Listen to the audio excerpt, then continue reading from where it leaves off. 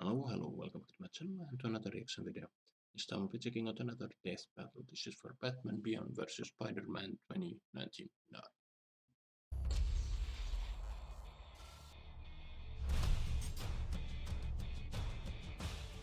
The future.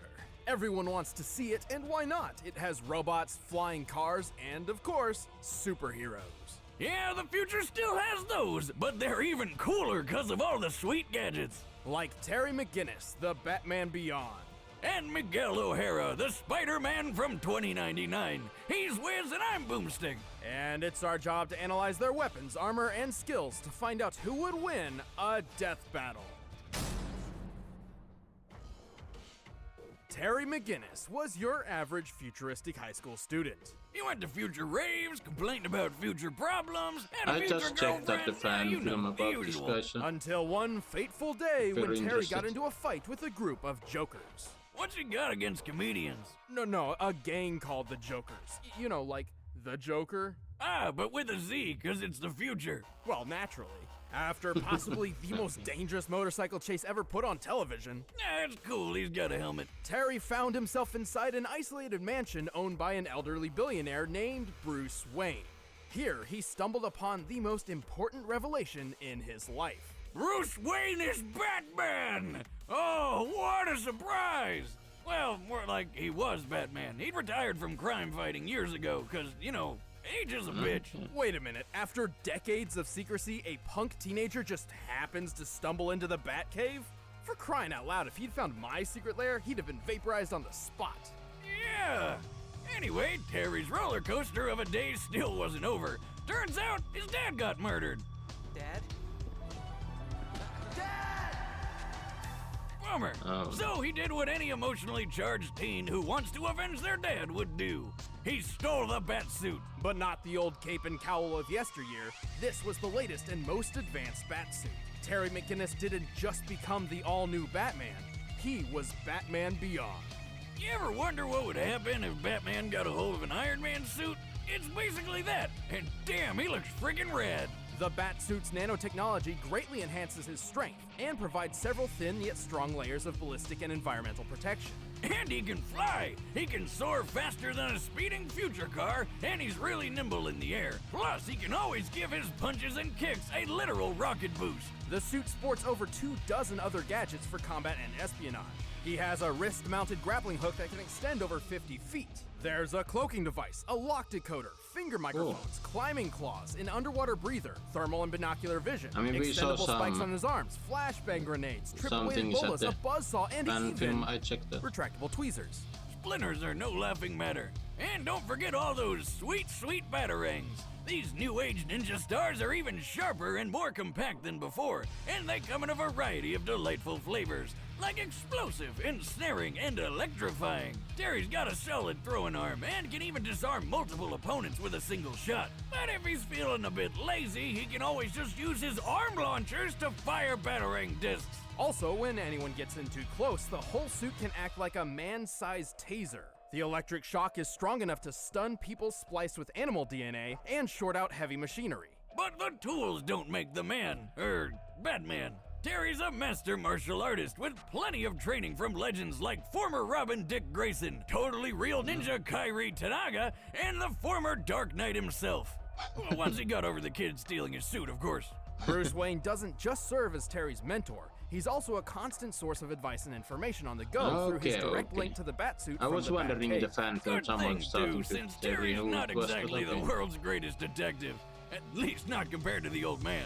Bruce is extremely intelligent and an expert analyst. Plus, the Batcave has some very impressive technology. Not only does it host one of the most powerful supercomputers on the planet, it's also completely dependent on its own hydroelectric power supply and isolated network. Still, I don't care who Bruce used to be. Having an old guy barking orders in your ear sounds annoying. Like your dad's always looking over your shoulder. Or at least I imagine, because I didn't have one. Well, Terry is Bruce Wayne's secret son. What? In an effort to ensure there would always Okay. be a Batman, Well, makes government sense, he boogie let woman him- Amanda Waller had secretly overwritten let Warren him come McGinnis's and reproductive whatever. DNA with that of Bruce Wayne's. So like, he was just blasting Wayne babies? It's like all the fun, but you could get out of any child support case. And bonus, I guess Terry's father technically wasn't murdered. Good for him. Also, he's got all the benefits from Bruce's kick-ass genes.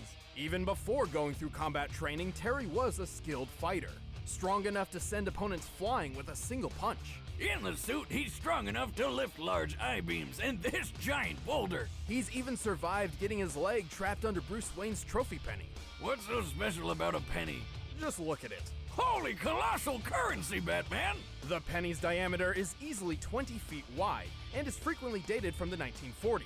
This means the penny is likely composed of bronze and weighs around 166 tons. That's more than enough to crush all the bones in your foot. But not Terry. He was up and at him like nothing happened. I mean, this guy's tough enough to take a missile to the face and then fall hundreds of stories. And all he got out of it was a couple broken ribs. What's a penny as heavy as 33 monster trucks gonna do? He's quick enough to dodge gunfire, skilled enough to defeat lizard people and the Justice Lords. In a newer suit, he could fire concussive pulse blasts and even outraced an intercontinental missile, which can reach speeds of up to 15,000 miles per hour. That's over 19 times the speed of sound. He's still no Bruce Wayne, though. He's kind of a punk and doesn't have the amazing smarts or expertise of Batman Classic. You don't quite have his magnificent brain, for instance. You do have his heart, though. Maybe not, but he has accomplished feats equal to his predecessor, like fighting Superman and ending the Joker threat once and for all. Clearly, Terry McGinnis has more than earned the title of Batman. You're pretty strong for some clown who thinks he's Batman. I am Batman.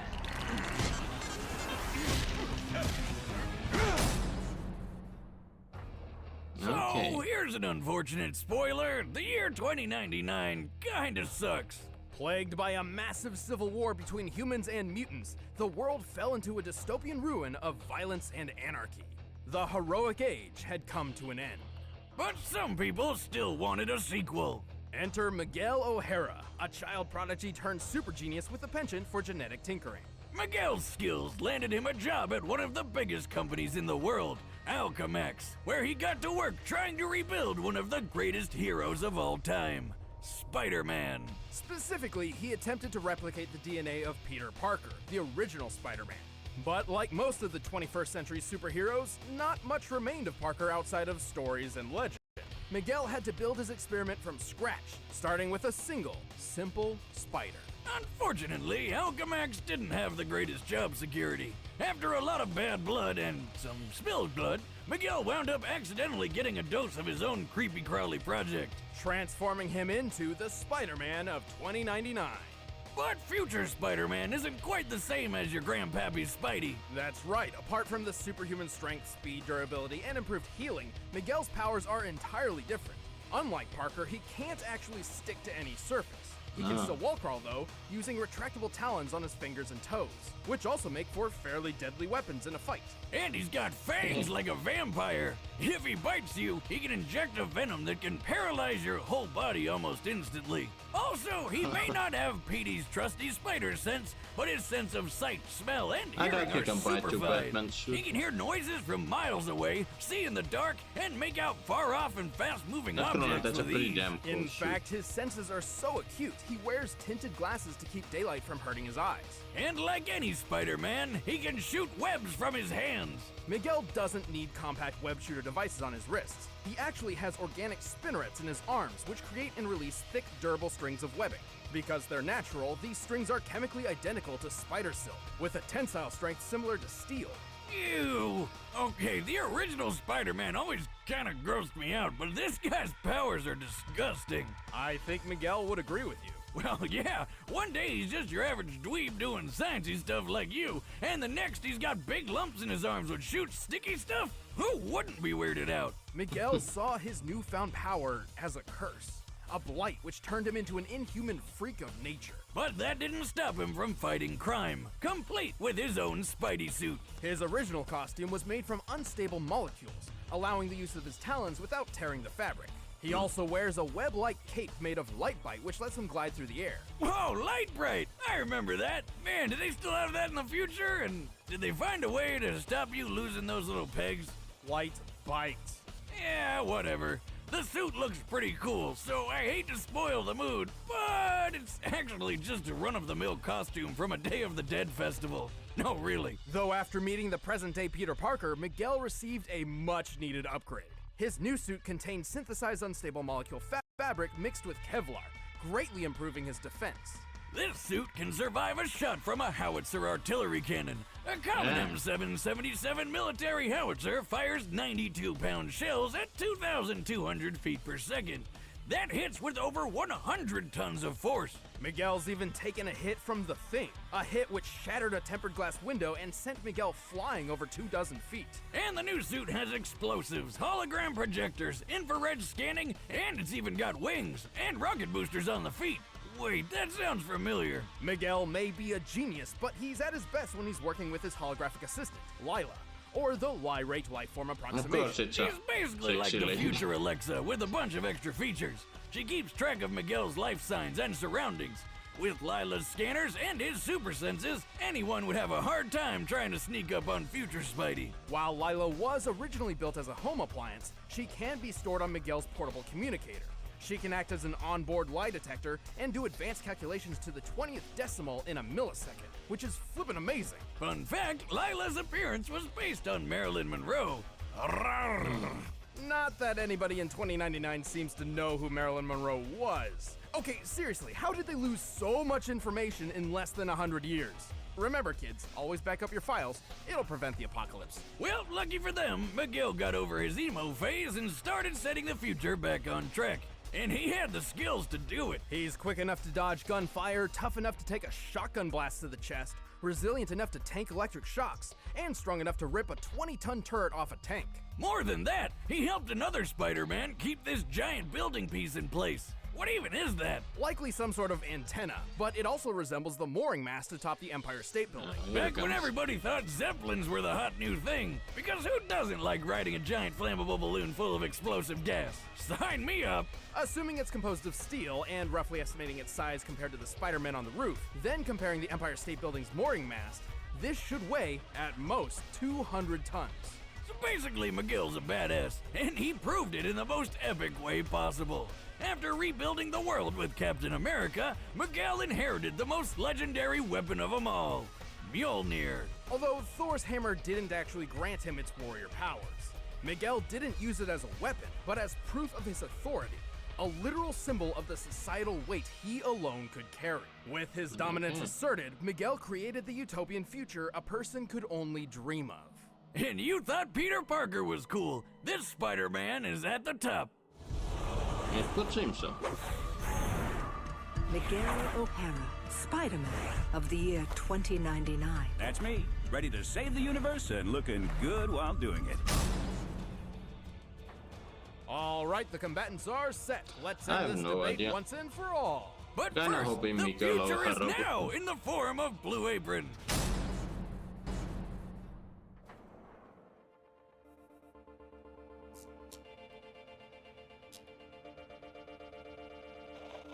McGinnis, keep an eye out. I've been seeing some odd reports regarding this part of the city.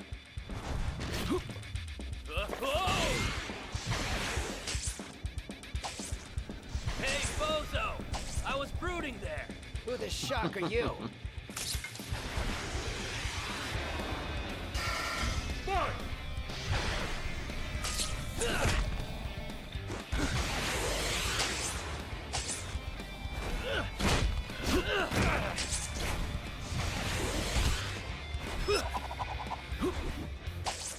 Right back at you, fatty.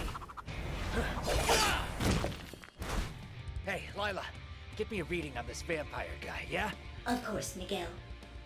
I can't identify his tech or fighting style, but I can try hacking his suit. Can she do that? He's too comfortable in the air. Try a different approach. Get to ground level. I can't move. I guess the Batman suit has its own networks, which she can't hack Damn, them. that hurt. Something's trying to hack your suit. Ah, maybe A she new can. friend, no doubt. How's the hack going? Nowhere fast. Get in close and finish this quick. No problem. Can my fangs pierce his suit? I think so.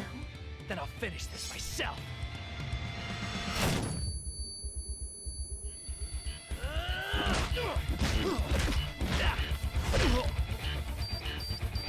Lila! Lila! And Damn. problem solved. I guess that's one way to do it. Okay. I'll makes never sense. get tired of seeing people blow up. It's always Batman such a was blast. a bit Thanks to too Bruce's OP. counsel, Terry used his flashbang to take advantage of Miguel's sensitive eyesight, and his electric shock that can short out large machinery to deal with Lila. Yeah, unlike Bruce, the poor girl wasn't really built for combat. And while her hacking skills were top-notch, the isolated Batcave had the defenses to hold her off. Even still, Terry's stats edged out Miguel's in more ways than one. When it came to maneuverability and durability, they were mostly even. Both could dodge bullets and weave through the air. Both could survive heavy ballistic hits. But unlike Terry, Miguel's never outraced anything faster than a Mark 19 ballistic missile. For physical strength, Terry had him beat too. Recall that boulder that he lifted underwater. This took place in Superman's Fortress of Solitude near the Arctic, so the boulder was likely composed of sedimentary dark limestone, the most common rock type around that location. So we compared Terry's height to the boulder, applied the density for limestone, and subtracted the weight reduced by underwater buoyancy, to find the boulder's weight to be 192 tons. And he tossed it aside like it was nothing. Terry's peak strength in the Batsuit has to be more than 200 tons. Assuming Miguel applied his fair share when holding up that antenna, his best strength feat we know of is at max 100 tons. But he's a Spider-Man. Spider-Man can lift more than that, right? Not usually. Technically, Miguel's powers are so different from Peter's that we shouldn't really scale him to other Spider-Men.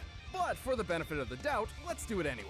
We'll check out two of Spider-Man's most impressive strength feats. The first is the time he braced a private jet while it was landing. Look at him! He's literally the landing gear. According to Spider-Man himself, the plane's total weight was at most 115,000 pounds.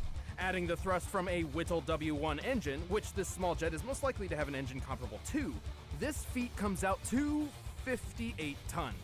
Not even close to Terry's 200. Then there was this one time where Spidey had to push way past his limits to lift what he offhandedly compared to as a locomotive. Since he could measure the plane, it's likely he's accurate here, but given the time period, that's still only 130 tons at most. It's clear Terry had a pretty sizable physical advantage. And just because Terry's mind wasn't as fine-tuned as the original Batman's, didn't mean he's dumb. Even more, Miguel never trained like Terry did. Hell, he never really had much formal training at all, but Terry was trained by ninjas, stealth artists, and other crime fighters to be a master in the battlefield. And since Miguel didn't have a spider sense, Terry just had to wait until the untrained future Spidey left an opening. In short, while Miguel wasn't completely outmatched, Terry's superior strength, counseling, equipment, and training won the bout. Turns out this Batman was beyond him. Well, there you have it, folks. That was Deathbattle, Batman Beyond vs. Spider-Man 2099. And yeah, I guess I should have gone with the high-tech suit then. I mean, it's freaking Batman, but I don't know. I found the Spider-Man 2099 kind of cool, so I went with that. And in the older Death Battles, Batman vs. Spider-Man, I think Batman lost to OG Spider-Man. So.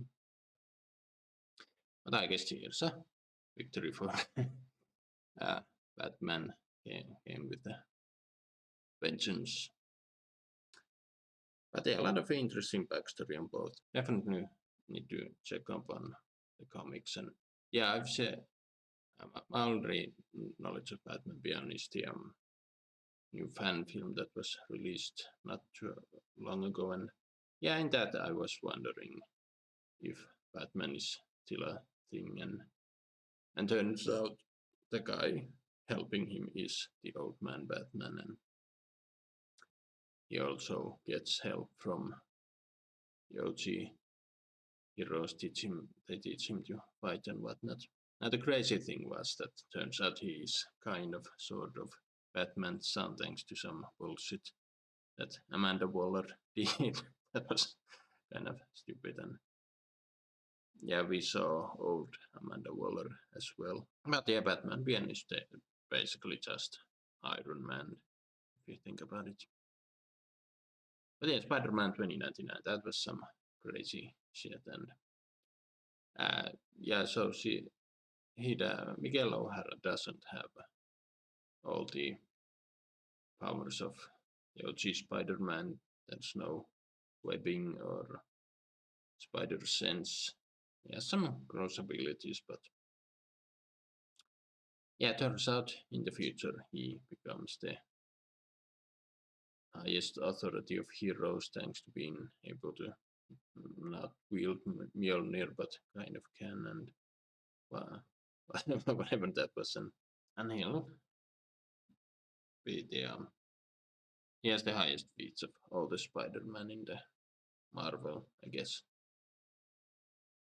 I don't know how popular this character is if you compare to Peter Parker. I'd imagine not as huge, but I don't know. His story seemed quite interesting, and I keep repeating myself. And yeah, I definitely need to check up on the comics.